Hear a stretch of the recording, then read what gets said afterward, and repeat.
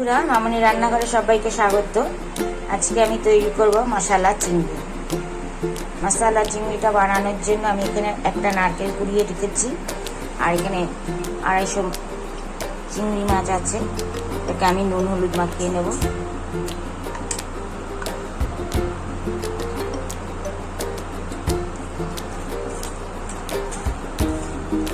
নারকেলটাকে আমি পেস্ট করে নেব।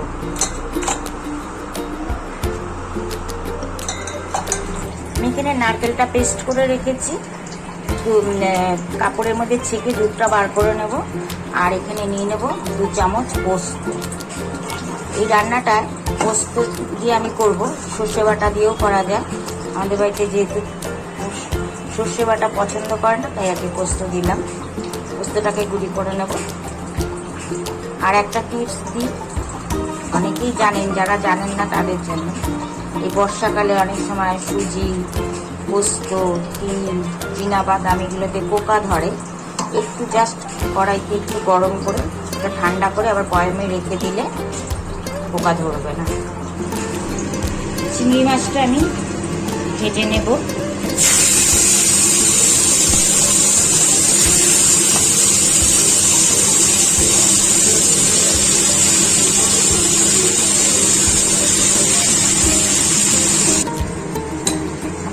চিংড়ি মাছটা দিকে ভাজা হচ্ছে, আমি এখানে নারকেলের দুধটা বার করে নিয়েছি। আর তার মধ্যে আমি দিয়ে দেবো 1.5 চামচ টক দই দিয়ে দিলাম। ভালো করে নাড়িয়ে নেব। আর এই পোস্তটা দিয়ে দেবো, পোস্ত দিয়ে বেটে রেখেছিলাম, পুরো পোস্ত বাটাটা দিয়ে দেবো। ভালো করে মিশিয়ে আমাকে চিংড়ি মাছটার মধ্যে দিতে হবে। চিংড়ি মাছটা আমার ভাজা হয়ে গেছে, তুলে নিচ্ছি।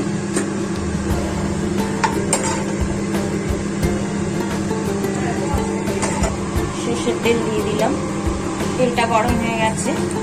আমি এবার গোটা গরম মশলা, দারচিনি, 2 এলাচ আর 2 লবঙ্গ আর তেজপাতা দিয়ে দিলাম।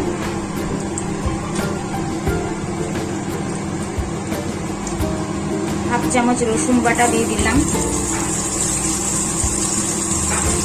1 চামচ আদা বাটা,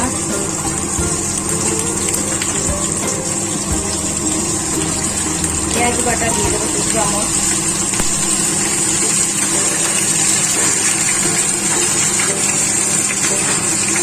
হলুদ দিয়ে দিলাম 1 চামচ, কাশ্মীরি লঙ্কার গুঁড়ো 1 চামচ,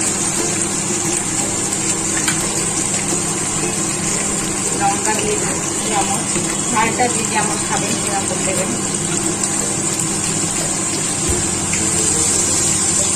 ভালো করে কষিয়ে, মাছের সাথে কষিয়ে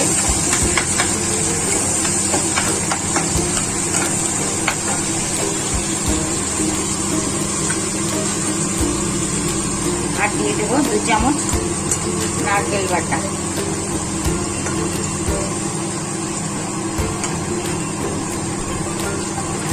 আর এখানে নারকেলের যে দুধটা রেডি করে রেখেছিলাম পোস্ত দই দিয়ে, তার মধ্যে আমি নারকেল বাটাটা দিয়ে দিলাম। 1 চামচ মতো নারকেল বাটা।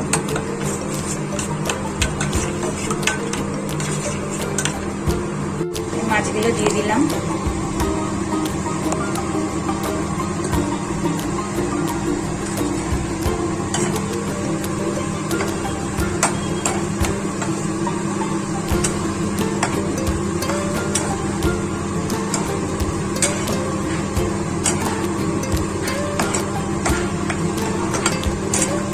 বাটাটাও দিয়ে দিলাম 1 চামচ। ভালো করে কষিয়ে নেব। তেল ছেড়ে আসবে তখন দুধটা দিয়ে দেবো। তেল ছেড়ে গেছে, দেখুন সুন্দর একটা স্মেল আসছে, কালারটা কত সুন্দর হয়েছে। এবার আমি এই নারকেলের দুধটা ঢেলে দেবো।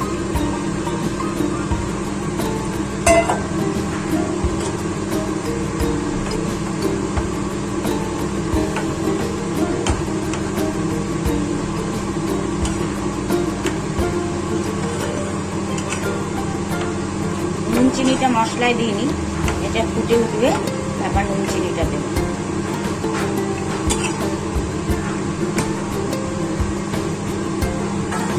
5 মিনিট ঢেকে রাখবো। করে ঢাকাটা খুলে দিলাম।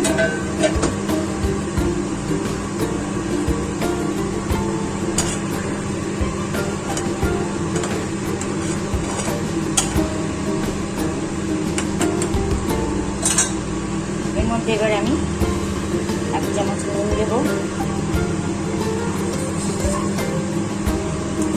1 চামচ চিনি, 1 চামচের একটু বেশি,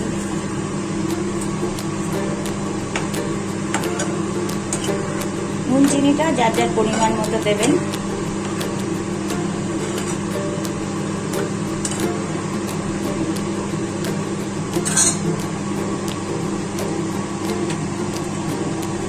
ফ্লেমটা এখন বাড়িয়ে দেব।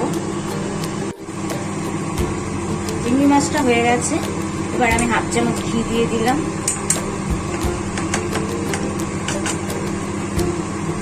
আর দিয়ে দেবো 1/2 চামচ গোটা গরম মশলা। এটা শাহি গরম মশলা, বাড়িতে বানানো। তার মধ্যে জিরে, ধনে, তেজপাতা, শুকনো লঙ্কা, গোলমরিচ, গোটা গোলমরিচ, সাজিরা সব শুকনো খোলায় ভেজে গুঁড়ো করা আছে। জায়ফল, জয়িত্রী, লবঙ্গ, এলাচ, দারচিনি। এবার আমার এটা চিংড়ি মাছটা হয়ে গেছে, আমি এবার নামিয়ে অন্য পাত্রে সার্ভ করব।